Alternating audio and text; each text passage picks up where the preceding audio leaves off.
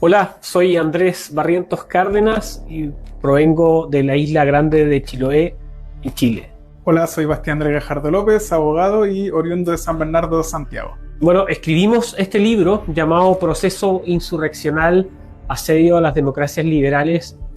a modo de ilustrar un campo algo desconocido para los sectores liberales, conservadores y nacionales en el mundo hispanoamericano.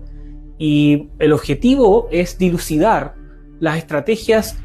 principalmente urbanas que van deteriorando el proceso de las democracias liberales en el hemisferio.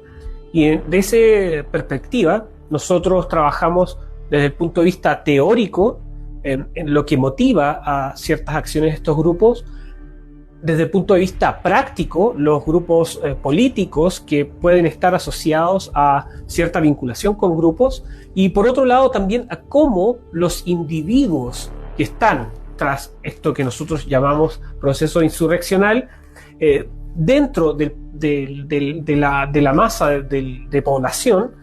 suelen ser inadaptados que terminan socavando las instituciones y también generando violencia política como método de acción práctica para el deterioro institucional democrático en nuestros países. El libro narra la importancia social, política y económica del pensamiento que se da rara vez en la historia. Es por eso que cuando los mejores carecen de ideas y en este caso aquellos mediocres mantienen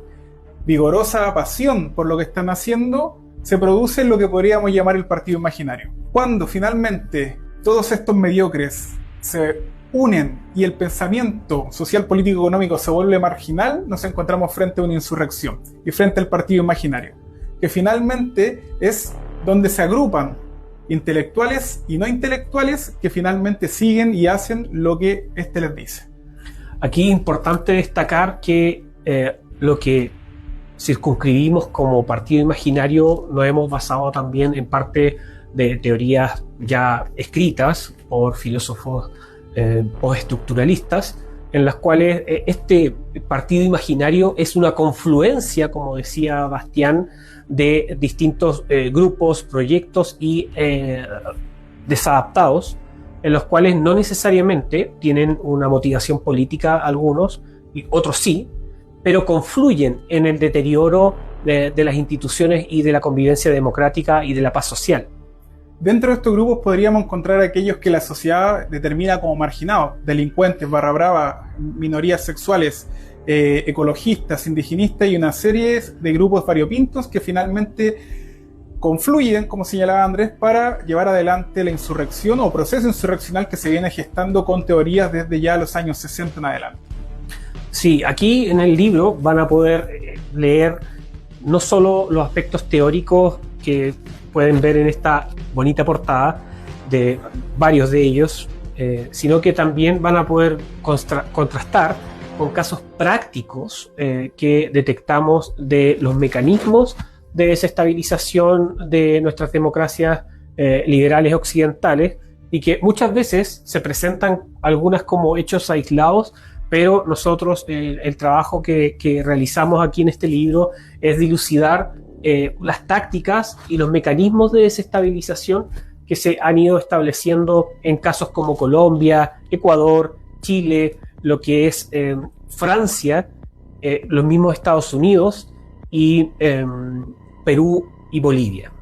En este mismo texto también van a encontrar un capítulo que se llama Atenuar la inestabilidad, que finalmente trata de dar luces de cómo detener estos procesos insurreccionales en diversas partes del mundo y dentro de la misma democracia. O sea, ofrece soluciones a las democracias liberales para poder contrarrestar estos procesos que finalmente tienen por objeto destruirlas. Sí, como dice Bastián, lo novedoso de este libro, o lo que viene a presentarse, es una mirada a los grupos de la cola más alejada dentro de lo que podríamos llamar una curva normal, entre estos grupos que pueden ser muy minoritarios, menores al 1% de la población, que terminan gestando estos procesos y desestabilizando las democracias a través de la violencia, la radicalización,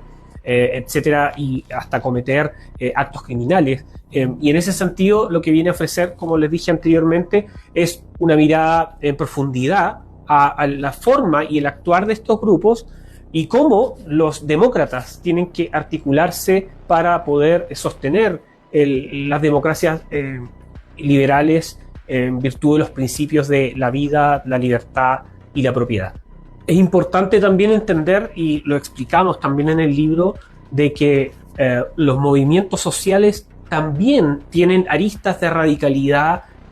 minoritaria en muchos casos, que tienden a hacer a empujar la máquina para la destrucción, para el desarrollo de un proceso insurreccional, y que terminan siendo útiles estos grupos más violentos a los objetivos políticos de ciertos movimientos sociales. Por ningún motivo nosotros abordamos los movimientos sociales desde su perspectiva del fin, de lo que buscan usualmente dentro de la democracia liberal, sino que nos enfocamos directamente en los grupos más radicalizados para entender cómo ellos empujan el proceso político fuera de los márgenes de lo que son las democracias liberales. Y eso nosotros lo detectamos como un objeto muy complejo en tanto a temas de orden y seguridad, en tanto a temas de ciberseguridad, en tanto a ataques que se hacen contra la propiedad pública y privada, etc. Hay que hacer la distinción entre la legítima rebelión que planteaba Santo Tomás de Aquino contra los gobiernos dictatoriales y autoritarios, a diferencia de los procesos insurreccionales que se vienen permeando la superestructura de la sociedad y que tienen por fin no rebelarse en contra de un sistema autoritario, sino que acabar con una democracia liberal y convertir este en un sistema de esas características. Otra cosa que queremos destacar es que muchos de los grupos más radicalizados, al no tener cierta motivación directa política, pueden buscar también que se destruya el orden de la paz social, simplemente. Y entre eso es una de las cosas que a veces es muy difícil poder detectar la motivación que hay tras estos grupos que suelen aparecer de forma espontánea o a través de ataques como lobos solitarios, etc. Finalmente, como existen individuos que finalmente siguen al ideólogo de estos grupos, este individuo forma parte finalmente del partido imaginario y no razona en sus comentarios o situaciones propias que viven frente a una cámara o frente finalmente a la autoridad. Es por eso que cuando hablamos de partido imaginario tenemos que separarlo en estructuras que básicamente parten desde la ideología, el ideólogo, aquellos, como señalaba Andrés, lobos solitarios que están deseantes de poder iniciar la revolución, y aquellos que se unen a aquella revolución sin mayor conocimiento de lo que se reclama o el trasfondo o las estadísticas de lo mismo. Es importante también destacar que esto es un fenómeno global y principalmente enfocado en el hemisferio occidental, donde estamos viendo que el deterioro de las democracias, la desafección frente a la política, es un caldo de cultivo también para que surjan estos grupos radicalizados que terminan socavando los pilares de la democracia. Y si no lo entendemos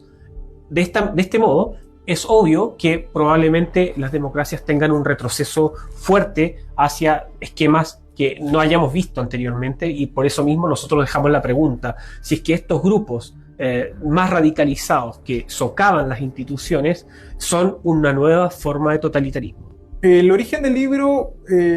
se inició porque finalmente teníamos la inquietud de poder analizar qué es lo que estaba pasando. Ya existían algunos autores que nos daban algunas luces de por qué se iniciaba este proceso insurreccional en Chile, en otras partes del mundo, Chile como probeta o laboratorio de donde se inició el proceso en sí mismo. Por lo tanto, comenzó un estudio de diferentes autores que ya desde los años 50 y de diferentes escuelas, especialmente escuelas francesas, venían promoviendo la insurrección como una forma de revolución no armada. Aquí, además,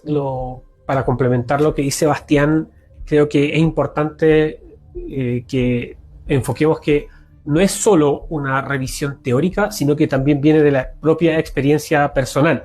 El 2019, como ustedes saben, el 18 de octubre tuvimos un proceso que a nuestro juicio es un proceso insurreccional. Otros autores ya lo han catalogado de ese modo, otros de un estado un golpe de Estado blanco o un golpe de Estado blando. Sin embargo, este proceso insurreccional nos llevó a motivarnos sobre buscar respuestas a estas materias y obviamente bajo una mirada contemporánea, porque usualmente el trabajo que ya se ha hecho para analizar el socialismo tradicional o las formas de comunismo alrededor del mundo están hechas bajo los prismas de la era soviética y en la cual no es atingente a la época actual. El análisis del proceso insurreccional como una forma de permear la superestructura y finalmente llevar a cabo la revolución es un tema que no está agotado. Es un tema que es nuevo y que finalmente están haciendo. Estamos hablando de que en el siglo XX, a mitad del siglo XX, se comenzaron a redactar los primeros textos que fueron aplicados por los intelectuales junto a los deseantes recién en Chile en el año 2019. Entonces podemos decir que tenemos experiencia práctica, trabajo de campo, en la cual estuvimos inmiscuidos dentro del proceso chileno, catastrando, tomando análisis, etc.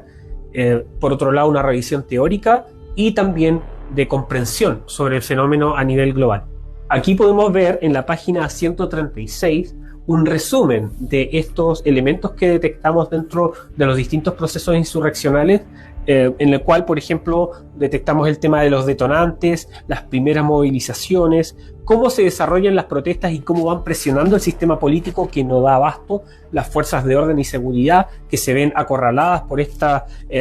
hordas, y también